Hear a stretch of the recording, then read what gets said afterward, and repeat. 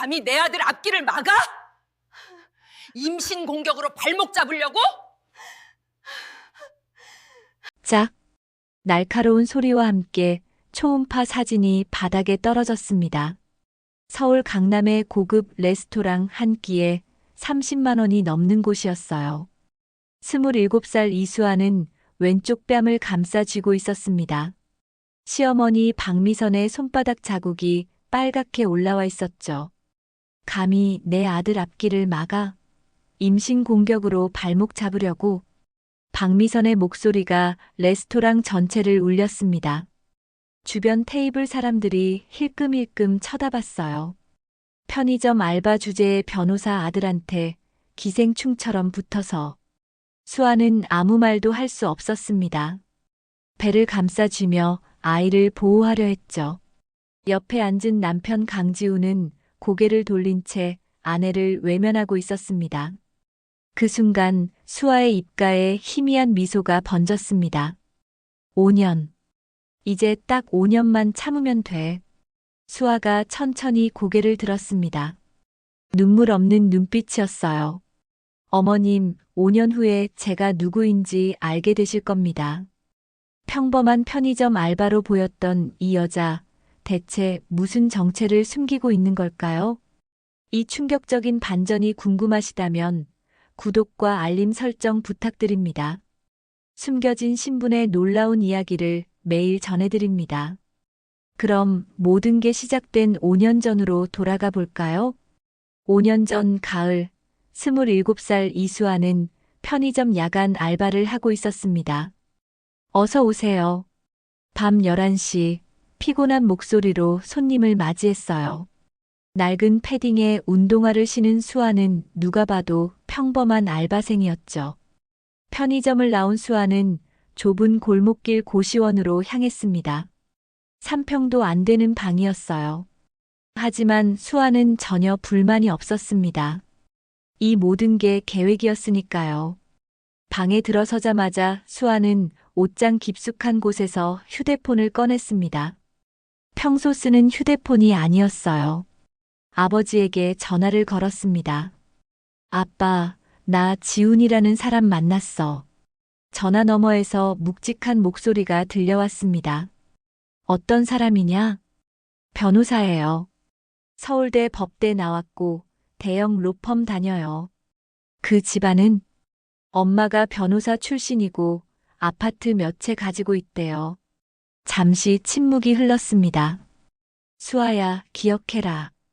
5년 동안 내가 누구인지 절대 말하지 마라. 알아요, 아빠. 그들이 너를 어떻게 대하는지 똑똑히 봐라. 돈 없는 사람한테 어떻게 구는지. 수아는 고개를 끄덕였습니다. 네, 약속 지킬게요. 전화를 끊은 수아는 창밖을 바라봤습니다. 좁은 고시원 창문 너머로 서울 야경이 보였어요. 거울 앞에 선 수아. 거울 속에는 평범한 20대 후반 여성이 있었습니다. 하지만 그 안에는 5조 원대 사채 금융그룹의 상속녀가 숨어 있었죠. 다음 날 수아는 약속 장소로 향했습니다. 강남의 한 카페였어요. 지훈이 이미 와서 기다리고 있었습니다. 명품 시계를 찬 손으로 커피를 마시고 있었죠. 수아 씨, 미안해요. 늦었어요? 아니요. 방금 왔어요. 수아가 자리에 앉자 지훈이 메뉴판을 건넸습니다. 뭐 마실래요? 편하게 시켜요. 수아는 가장 싼 아메리카노를 주문했습니다. 지훈은 10,000원이 넘는 특제 라떼를 주문했어요. 수아 씨는 뭐 하세요? 편의점에서 알바해요. 지훈의 눈빛이 미묘하게 변했습니다. 하지만 곧 온화한 표정으로 돌아왔어요. 아, 그러시구나. 힘들겠네요. 괜찮아요. 생활비 벌면서 공부도 하고 있어요. 거짓말이었습니다. 실제로는 서울대 경영학과를 졸업하고 뉴욕대에서 금융학 석사를 받았어요. 학교는 어디 나오셨어요? 수아는 잠시 망설이는 척했습니다. 고등학교 졸업했어요. 지훈의 표정이 또 변했습니다. 실망한 듯한 표정이었죠. 대학은 안 가셨어요? 집이 어려워서요. 부모님도 일찍 돌아가셔서 혼자 살고 있어요. 또 거짓말이었습니다. 아버지 이동철은 살아계셨고 전국 사채 금융을 지배하는 거대한 재벌이었어요. 지우는 동정 어린 표정을 지었습니다. 힘드셨겠네요. 석 달 후 지훈이 수아에게 고백했습니다. 수아 씨, 저랑 사귀어 주실래요? 수아는 당황한 척했습니다. 저는 변호사님이랑 안 어울리잖아요. 무슨 소리예요? 수아 씨 착한 게 좋아요. 수아가 천천히 고개를 끄덕였습니다. 네, 좋아요. 교제가 시작되고 6개월이 지났을 때 지훈이 부모님께 소개하고 싶다고 했습니다. 우리 엄마가 수아 씨 보고 싶대요.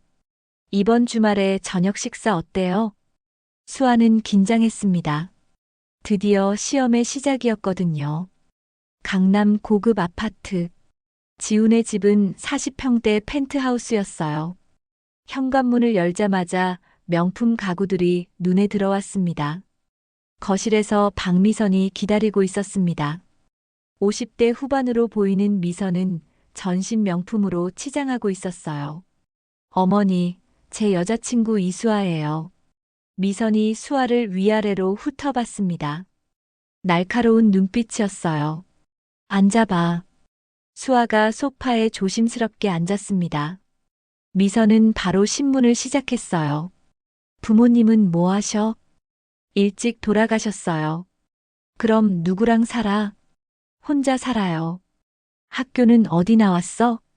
고등학교 졸업했어요. 미선의 표정이 굳어졌습니다.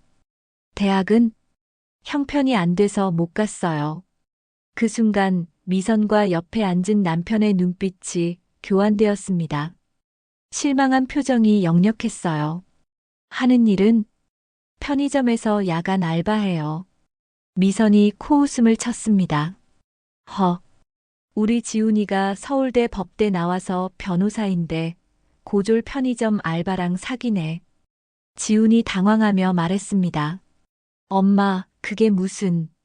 너는 조용히 있어. 미선이 수아를 똑바로 바라봤습니다. 솔직히 말해봐. 우리 아들 돈 때문에 접근한 거 아니야? 아니에요. 저는 진심으로. 진심? 고졸이 변호사한테 진심이라고? 수아는 주먹을 꽉 쥐었습니다. 손톱이 손바닥을 파고들었어요. 하지만 참아야 했죠. 식사 내내 분위기는 최악이었습니다. 미선은 계속 수아를 무시했고 지훈조차 제대로 감싸주지 못했어요. 아파트를 나온 후 지훈이 미안하다고 했습니다. 수아야, 미안해. 엄마가 좀 까다로운데. 괜찮아요. 시간 지나면 괜찮아질 거야. 하지만 수아는 알고 있었습니다. 앞으로 5년 동안 얼마나 많은 모욕을 견뎌야 할지요. 그날 밤 수아는 아버지에게 전화했습니다. 아빠, 오늘 지훈이 엄마 만났어. 어땠니?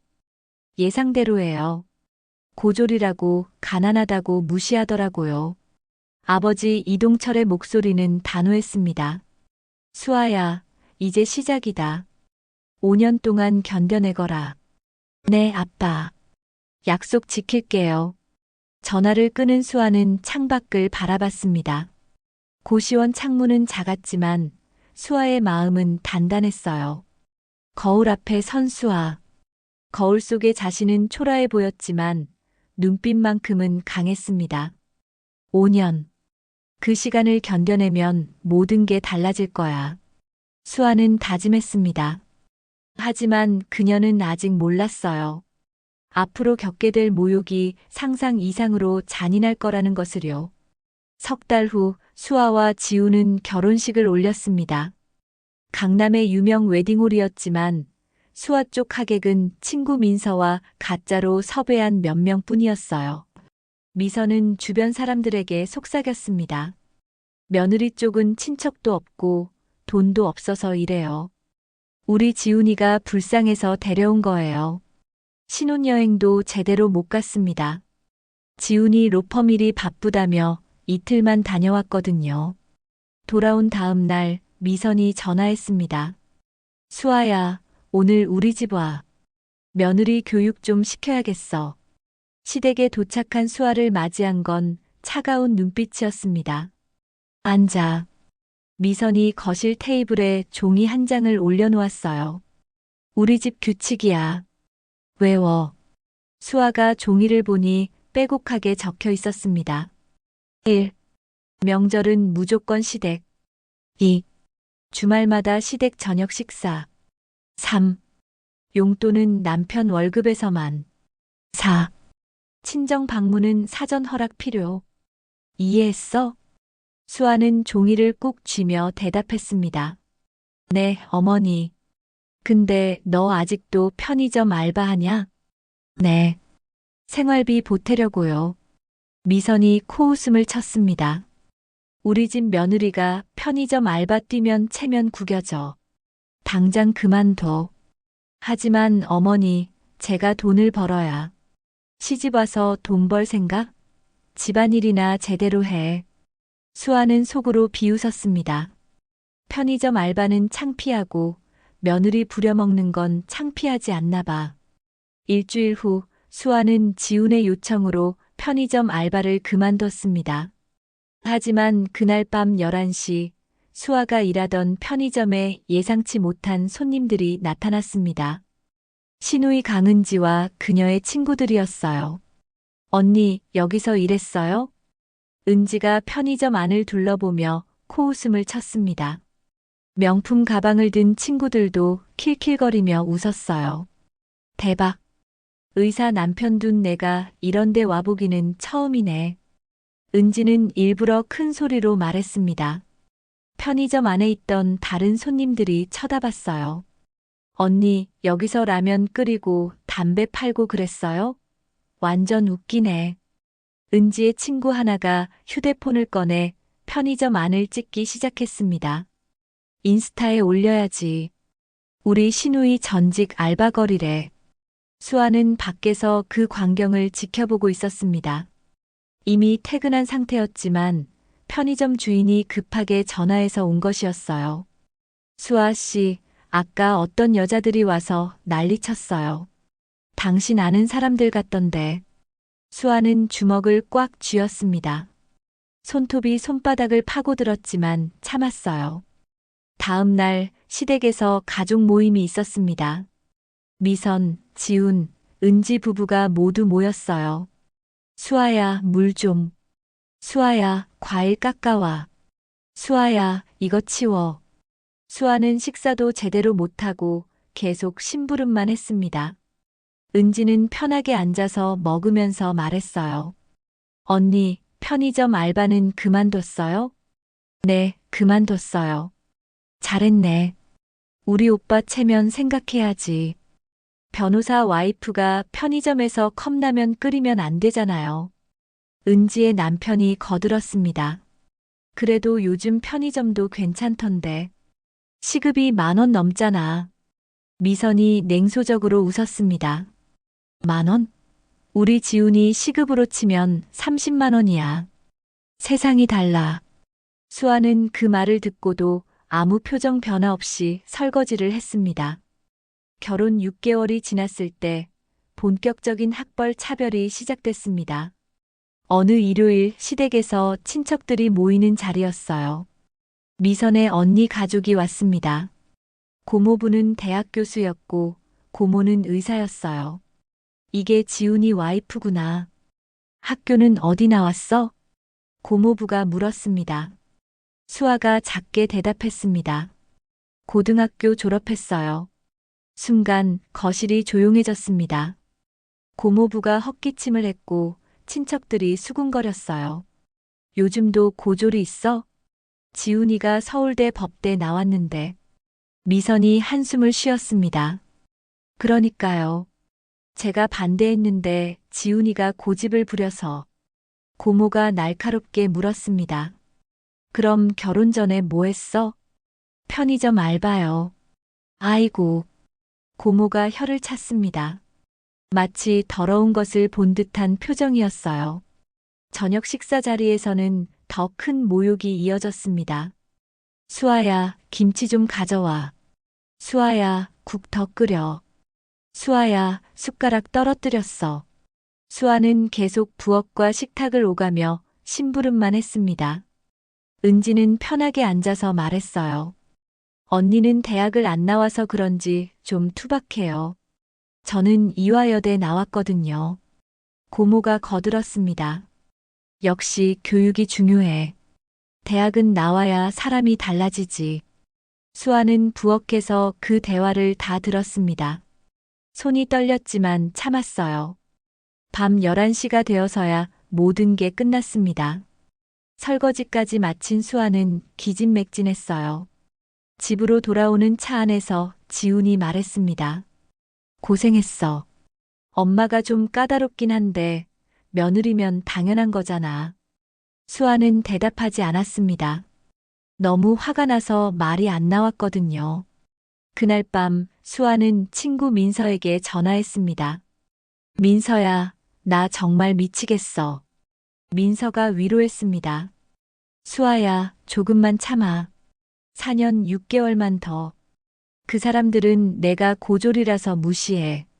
실제로는 내가 서울대 나왔는데. 알아.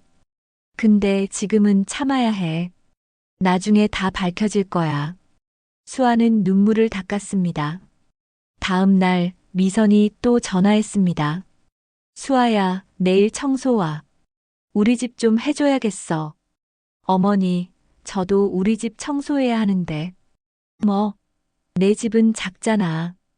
금방 끝나지. 우리 집이 더 중요해. 수아는 어쩔 수 없이 시댁으로 갔습니다. 40평대 아파트를 혼자 청소했어요. 청소를 마치고 나오는데 미선이 봉투 하나를 건넸습니다. 이거 청소비야. 5만 원. 수아는 어이가 없었습니다. 친며느리한테 청소비를 준다고? 하지만 받지 않으면 더 큰 모욕을 당할 것 같아서 받았어요. 집으로 돌아온 수아는 그 5만 원을 찢어버리고 싶었습니다. 하지만 대신 파일에 넣었어요. 증거라고 적힌 폴더예요. 그날 밤 수아는 일기장에 적었습니다. 결혼 6개월. 시어머니는 나를 며느리가 아니라 가정부로 본다. 학벌이 없다는 이유로 나를 하인 취급한다. 4년 6개월 후 이 모든 걸 되갚아주겠다. 창밖으로 겨울비가 내리고 있었습니다. 수아는 비를 바라보며 생각했어요. 지금은 참지만 언젠가는 이 사람들이 후회하게 만들 거라고. 결혼 2년 차 새로운 압박이 시작됐습니다. 바로 아이 문제였어요. 어느 일요일 오후 시댁 거실에 모인 가족들. 은지가 3살배기 아들을 데리고 왔습니다. 우리 아들 봐요. 할머니 닮았죠? 미선은 손자를 안으며 행복한 표정을 지었습니다. 그러다 부엌에서 설거지하는 수아를 쳐다봤어요. 수아야, 너는 언제 애 낳을 거니? 수아가 놀라 고개를 돌렸습니다. 아직 결혼한 지 2년밖에. 2년이면 충분하지. 은지는 1년 만에 낳았는데. 은지가 비웃듯 말했습니다. 언니, 혹시 문제 있는 거 아니에요? 병원은 가봤어요? 수아의 얼굴이 빨개졌습니다.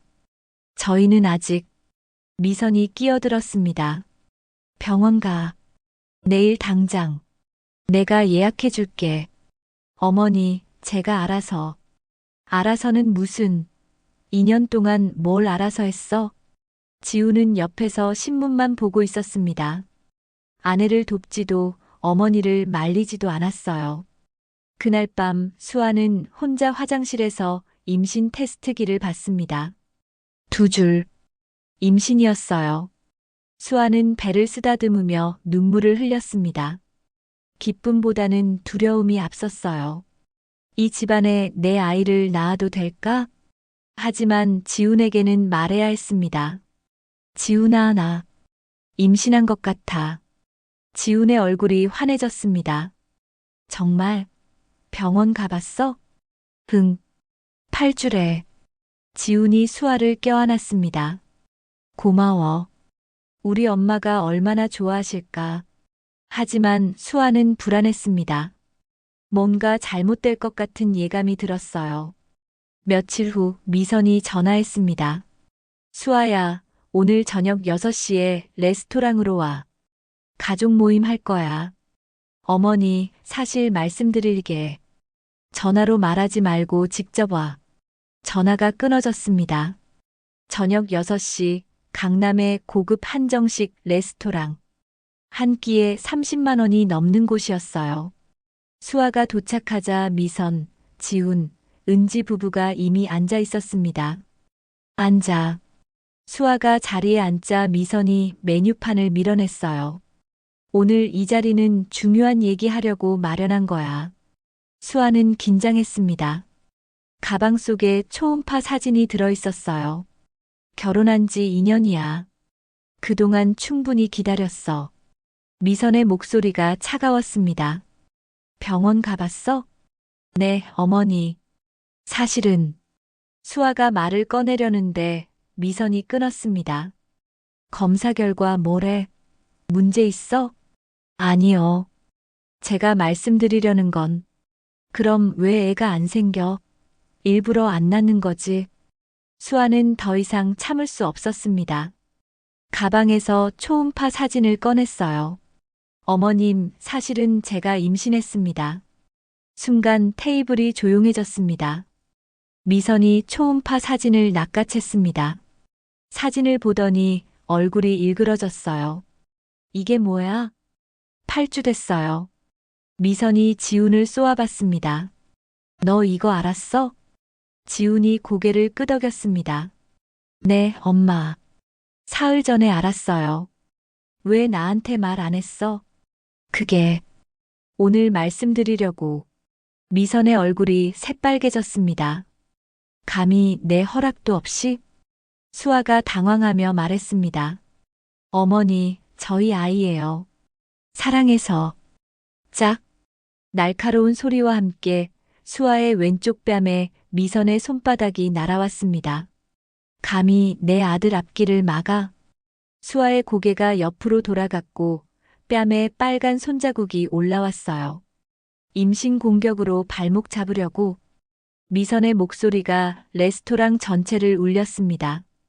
주변 테이블 사람들이 쳐다봤어요. 수아는 배를 감싸쥐며 아이를 보호하려 했습니다. 편의점 알바 주제의 변호사 아들한테 기생충처럼 붙어서 초음파 사진이 바닥에 떨어졌습니다. 소중한 아기 사진이 더러운 바닥에 나뒹굴었어요. 은지가 옆에서 킬킬 웃었습니다. 언니, 주제 파악 좀 해요. 우리 오빠가 아까워 죽겠네.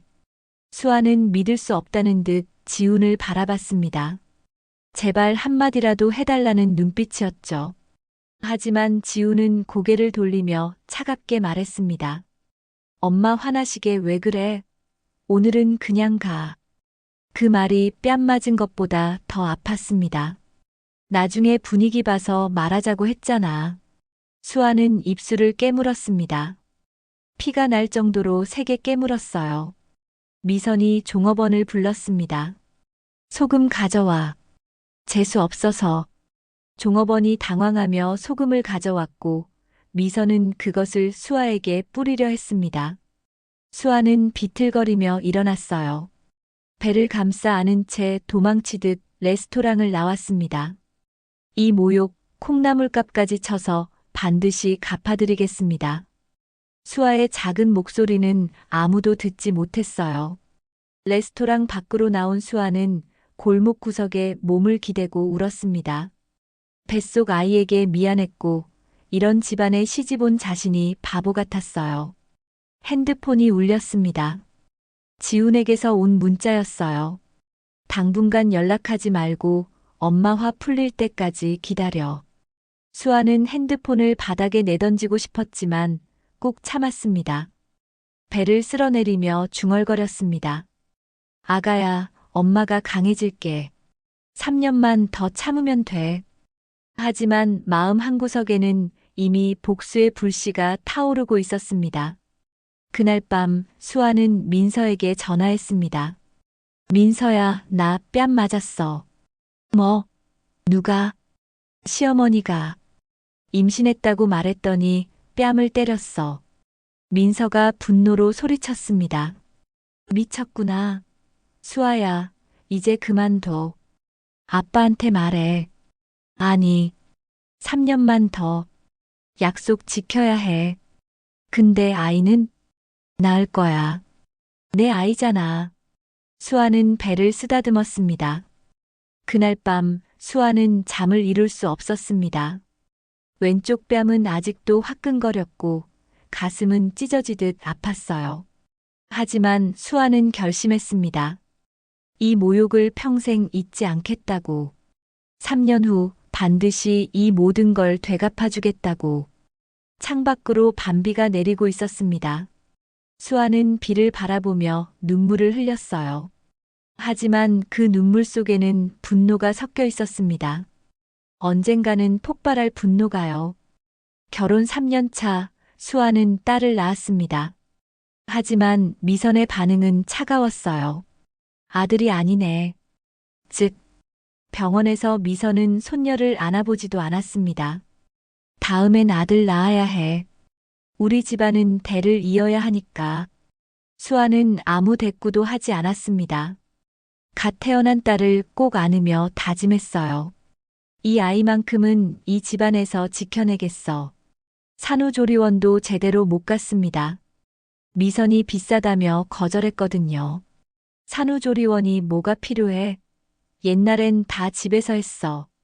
수아는 좁은 집에서 혼자 아이를 돌봤습니다. 지우는 회사 일이 바빠다며 밤늦게 들어왔고 주말에도 거의 없었어요. 가장 힘들었던 건 미선의 간섭이었습니다. 분유는 이걸로 먹여. 내가 알아봤어. 기저귀는 왜 이렇게 자주 갈아? 돈 아깝게. 애가 우는데 왜 안 하나? 며느리가 게을러서 그래. 수아는 모든 걸 참았습니다. 하지만 일기장에는 빼곡히 기록했어요. 3년 4개월. 산후조리원 거부. 육아 간섭 심함. 2년 8개월만 더. 결혼 4년 차 봄, 최후 통첩이 내려왔다. 시댁 거실에 온 가족이 모였다. 미선, 지훈, 은지 부부까지. 미선이 차갑게 테이블 위에 서류 봉투를 올려놓았다. 수아야, 이제 결혼한 지 4년이야. 수아는 불길한 예감에 손이 떨렸다. 솔직히 말할게. 너 우리 집안에 도움이 안 돼. 어머니, 고졸의 경력도 없고 친정 도움도 못 받고 그나마 아이라도 낳았는데 딸이잖아. 은지가 비웃듯 거들었다. 맞아요, 엄마. 저는 아들 낳았는데. 미선은 봉투를 밀었다. 이거 이혼 협의서 초안이야. 수아의 얼굴이 창백해졌다. 5년 차 되는 날까지 아들 못 낳으면 이혼해. 어머니, 그건 너무는 무슨, 너 같은 며느리 둬서 우리가 손해야. 지우는 옆에서 고개를 숙이고 있었다. 아내를 감싸주지 않았다. 지훈아, 너도 동의하지? 지우는 작게 대답했다. 네, 엄마. 수아는 믿을 수 없다는 표정으로 남편을 보았다. 당신도 그렇게 생각해? 지우는 고개를 돌렸다. 엄마 말씀도 일리가 있어. 그 순간 수아의 가슴 속에서 무언가 완전히 부서졌다. 1년 줄게. 1년 안에 아들 못 낳으면 끝이야. 수아는 조용히 일어섰다. 알겠습니다. 그날 밤 수아는 친구 민서에게 전화를 걸었다. 민서야, 이혼 통보 받았어. 뭐? 사유가 뭐야? 1년 안에 아들 못 낳으면 이혼이래. 민서는 분노로 소리쳤다. 미쳤구나. 그게 무슨. 괜찮아. 2년도 안 남았어. 조금만 더 참으면 돼. 수아의 목소리는 오히려 차분했다. 다음 주 수아는 시댁에 청소를 하러 갔다.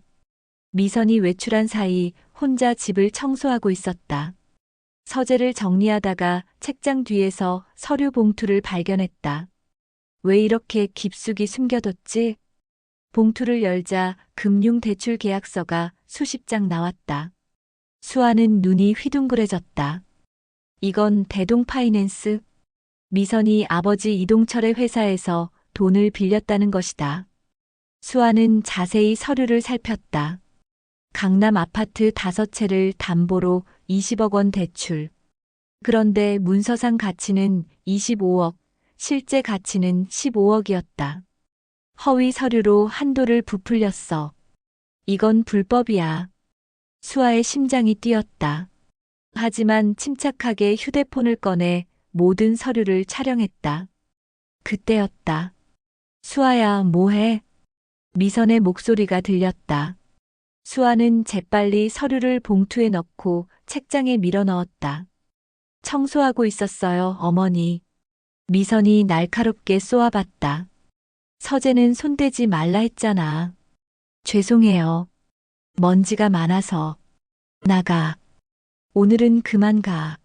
수아는 침착하게 집을 나왔지만 등에서는 식은땀이 흘렀다. 그날 밤 수아는 촬영한 사진을 민서에게 보냈다. 민서야, 이거 봐. 시어머니가 불법 대출 받았어. 민서는 전화를 걸어왔다. 수아야, 이거 금액이 장난 아닌데? 20억? 응. 허위 서류로 한도 부풀린 거야. 그것도 우리 아빠 회사에서. 헐. 시어머니가 내 아빠 회사 고객인 줄도 모르고. 당연히 모르지. 대동파이낸스가 얼마나 큰 회사인데. 수아의 입가에 차가운 미소가 번졌다. 다음 날 수아는 지훈의 서재도 뒤졌다. 지훈이 출근한 사이 컴퓨터를 켰다. 비밀번호를 풀고 문서 폴더를 열었다. 로비 자금. 파일을 열자 충격적인 내용이 나왔다. 지훈이 로펌이라면서 받은 뇌물 기록이었다. 10억 원이 넘는 금액이었다. 수아는 모든 파일을 USB에 복사했다. 그날 밤 수아는 증거를 정리했다. 시어머니 불법 대출 20억 원. 남편 로비 자금 10억 원. 시어머니 모욕 녹음 32개. 육아 간섭 기록 45개. 이제 카드가 다 모였어. 수아는 파일 이름을 DDAY라고 저장했다. 그리고 민서에게 문자를 보냈다. 1년 후면 모든 게 끝나. 민서의 답장이 왔다. 준비 다 됐어? 변호사는? 응. 모든 준비 끝났어. 가을 낙엽이 지고 있었다. 결혼 4년, 이제 1년만 더 참으면 된다. 수아는 일기장 마지막 페이지에 적었다. 1년 후 모든 진실을 밝히겠다. 나를 무시한 대가를 똑똑히 보여주겠다. 그날 밤 수아는 딸을 재우며 속삭였다.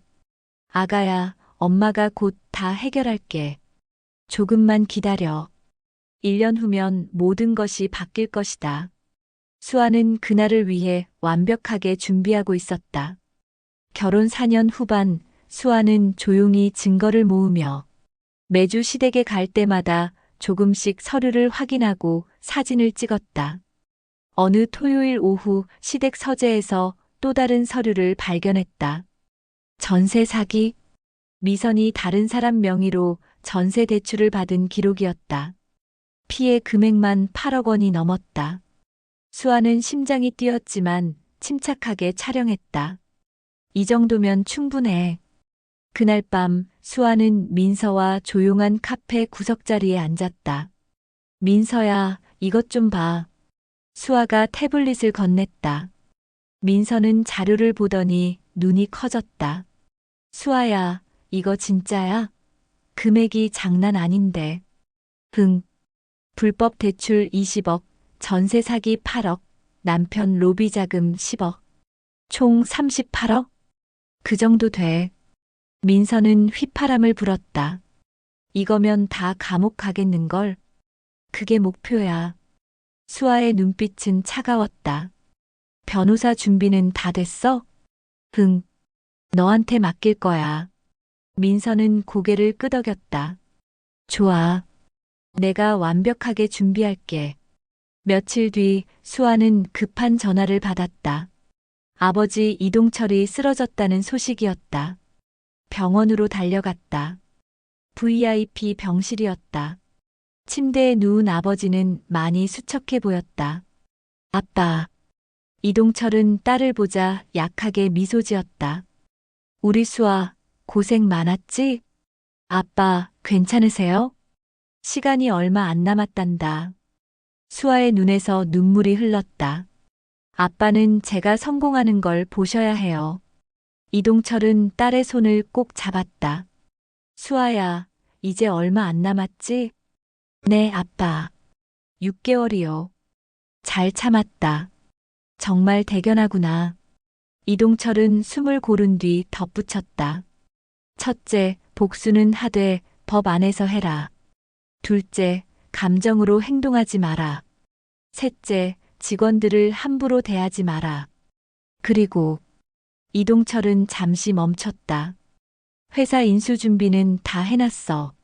넌 그냥 때가 되면 회장실에 앉으면 돼. 아빠, 제가 잘할 수 있을까요?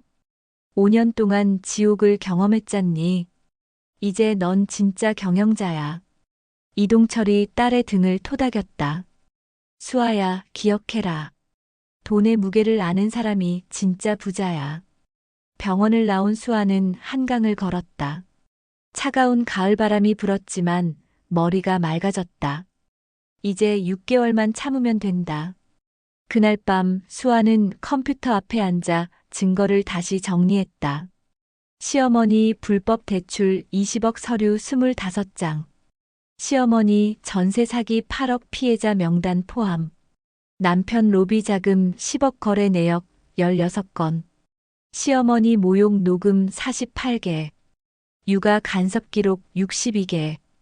5년 가까이 모은 증거가 빼곡했다. 수아는 파일 하나하나를 확인하며 중얼거렸다. 이제 고지야. 다음 주 미선에게서 또 전화가 왔다. 수아야, 오늘 저녁에 와. 중요한 얘기 있어. 네, 어머니. 수아는 시댁으로 향했다. 하지만 예전과는 달랐다. 주방에서 요리하면서도 수아의 얼굴에는 미소가 있었다. 6개월 후면 이 주방에 다시는 안 와. 미선이 주방으로 들어왔다. 왜 웃고 있어? 아, 그냥 요리가 즐거워서요. 미선은 비웃었다. 고졸은 그래. 주방 일이나 즐거운 거지. 수아는 아무 말하지 않았다. 대신 속으로 생각했다. 6개월 후엔 당신이 내 앞에서 무릎 꿇을 거야. 저녁 식사 자리에서 은지가 던진 말은 여전히 무례했다. 언니, 다음 달이 결혼 5년 차잖아요.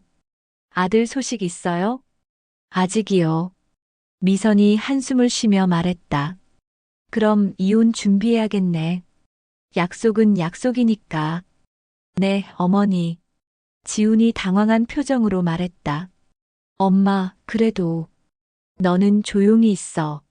엄마가 알아서 할게. 수아는 그 광경을 조용히 지켜봤다. 더 이상 화도 나지 않았다. 이제는 그저 관찰자일 뿐이었다. 결혼 4년 10개월 수아는 마지막 준비를 시작했다. 민서와 함께 변호사 사무실을 찾았다. 이혼 소송과 함께 불법 대출, 전세 사기, 로비 자금 고발도 준비하고 싶습니다. 변호사는 수아가 준비한 증거를 보고 놀란 표정을 지었다. 이 정도면 완벽합니다. 정리도 아주 체계적이시네요. 혹시 전문가세요? 수아는 미소를 지었다. 곧 아시게 될 겁니다. 사무실을 나온 두 사람은 카페에 앉았다.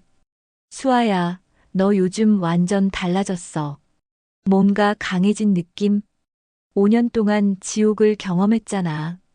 안 강해지는 게 이상하지. 이제 정말 얼마 안 남았네. 2달. 2달. 두 사람은 잠시 침묵했다. 민서야, 고마워. 내가 없었으면 못 버텼을 거야. 무슨 소리야. 다 내가 한 거야. 그날 밤 수아는 일기장 마지막 페이지에 적었다. 결혼 4년 10개월. 이제 2달만 더. 모든 증거는 준비됐다. 아빠, 약속 지킬게요. 창밖으로 겨울 첫눈이 내리기 시작했다. 수아는 눈 내리는 하늘을 바라보며 생각했다. 곧 모든 것이 하얗게 덮일 거라고. 그리고 새로운 시작이 올 거라고. 결혼 5년 차가 되던 날, 수아는 병원 응급실로 달려갔다. 아빠. VIP 병실에서 이동철은 산소호흡기를 끼고 누워 있었다. 우리 수아 왔구나. 아빠, 괜찮으세요?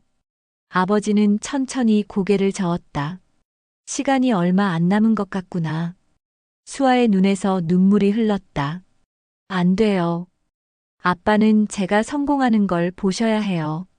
걱정 마라. 아빠는 이미 내가 성공한 걸 알고 있어. 이동철이 딸의 손을 꼭 잡았다. 수아야, 다음 주가 5년이지? 네, 아빠. 드디어구나. 마지막으로 아빠 말 잘 들어라. 네. 첫째, 복수는 하되 품위를 잃지 마라. 둘째, 용서하는 법도 배워라. 셋째, 직원들을 함부로 대하지 마라. 아버지의 목소리는 약해졌지만 진심이 담겨 있었다. 5년 동안 정말 수고했다. 아빠가 자랑스럽다. 수아는 아버지의 손을 꽉 쥐었다. 아빠, 사랑해요. 나도 사랑한다, 우리 딸. 그것이 마지막 대화였다.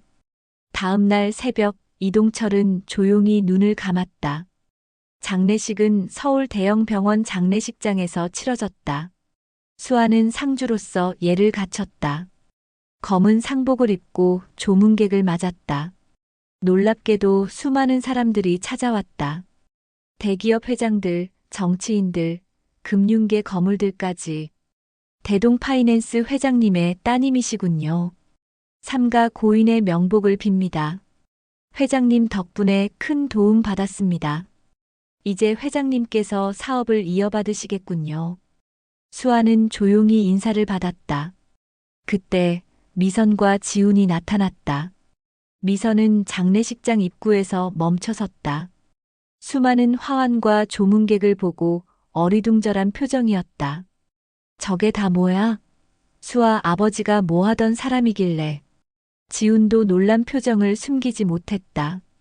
엄마, 저기 봐요. 저 사람 재벌 회장 아니에요? 하지만 미선은 곧 코웃음을 쳤다. 그래봤자 시골에서 장사하던 사람 친구들이겠지. 두 사람은 수아에게 다가왔다. 수아야, 장례 치르느라 고생이네. 미선의 목소리는 여전히 차가웠다. 근데 사람은 많네. 동네 사람들 다 온 거야?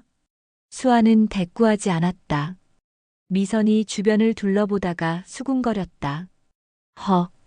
가난하게 살다 죽으면 이렇게 허술한 장례식이 되는구나.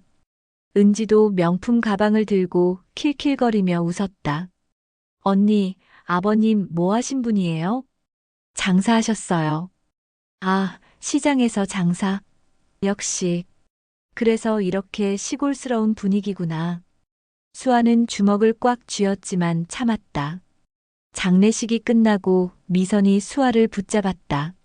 수아야, 다음 주 토요일 저녁 6시에 와. 무슨 일이세요? 내 운명이 결정되는 자리야.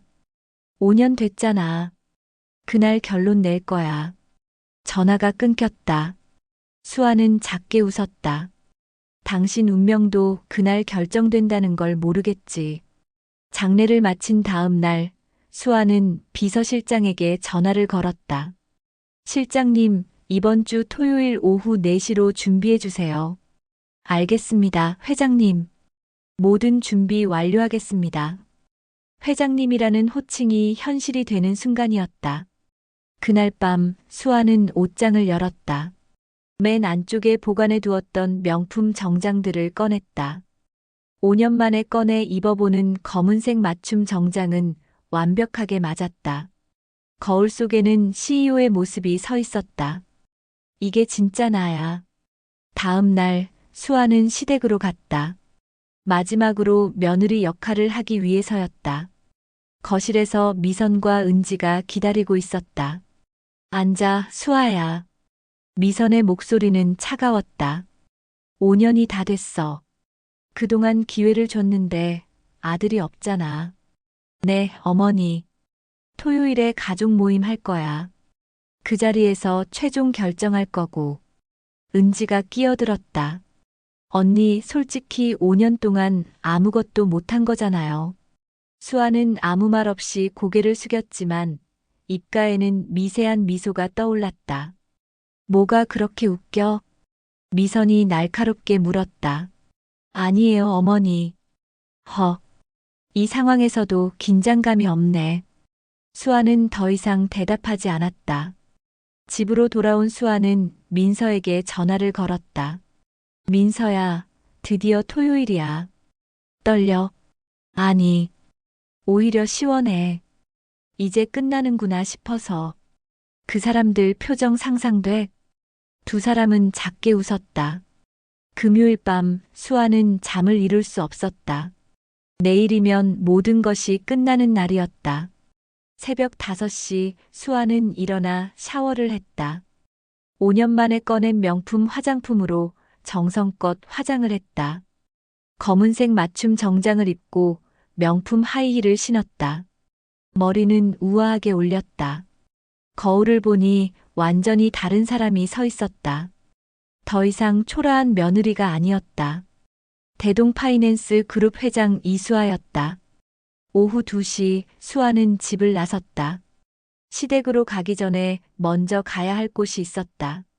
바로 대동파이낸스 본사였다. 5년 만에 회사에 온 수아를 비서실장이 맞았다. 회장님 오셨습니까? 네, 실장님. 준비는 다 됐나요? 완벽합니다. 오후 4시에 모든 게 준비됩니다. 수아는 회장실로 들어갔다. 5년 만에 보는 공간이었다. 창밖으로 서울 시내가 한눈에 보였다. 수아는 깊은 숨을 들이쉬었다. 책상 위에는 아버지의 사진이 놓여 있었다. 아빠, 저 약속 지켰어요. 이제 시작할게요. 오후 5시 수아는 시댁으로 향했다. 마지막 며느리 역할을 하기 위해서가 아니었다. 진실을 밝히기 위해서였다. 차 안에서 수아는 거울을 봤다. 완벽한 메이크업, 고급스러운 정장, 자신감 넘치는 눈빛. 5년 전과는 완전히 다른 모습이었다. 수아는 핸드폰을 꺼내 민서에게 문자를 보냈다.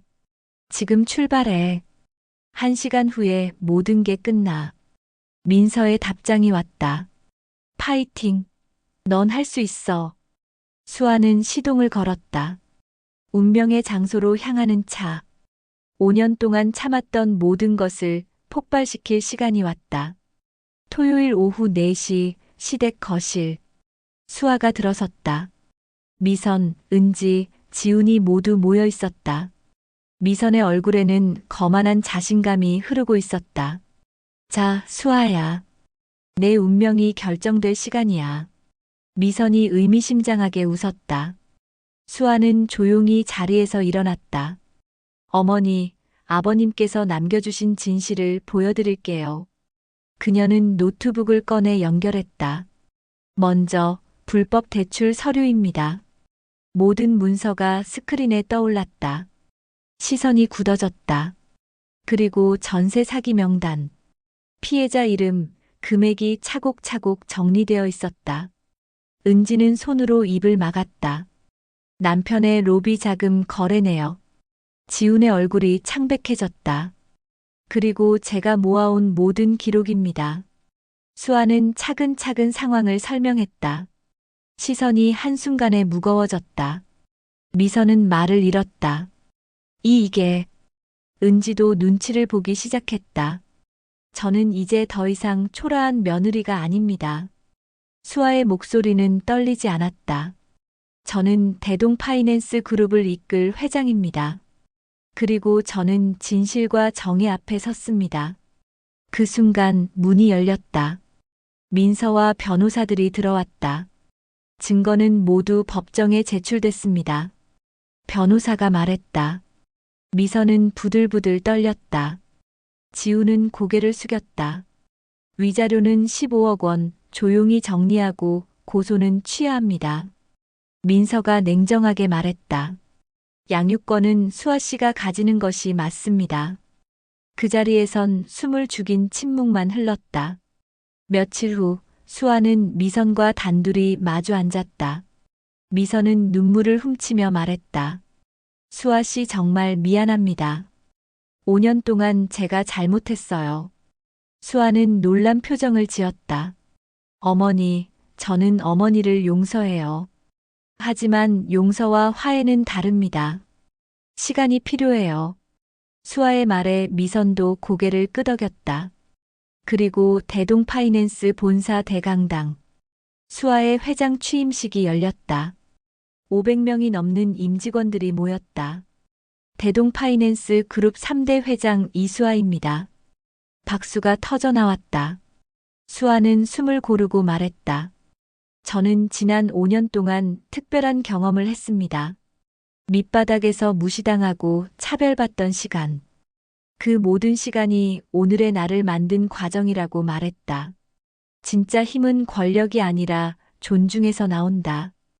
그 말에 환호와 박수가 터져 나왔다. 수아는 무대 아래로 내려와 청소 직원에게 다가갔다. 감사합니다. 덕분에 이 공간이 깨끗해요. 청소 직원이 눈물을 글썽이며 말했다. 회장님, 제가 얼마나 청소가 힘든지 알아요.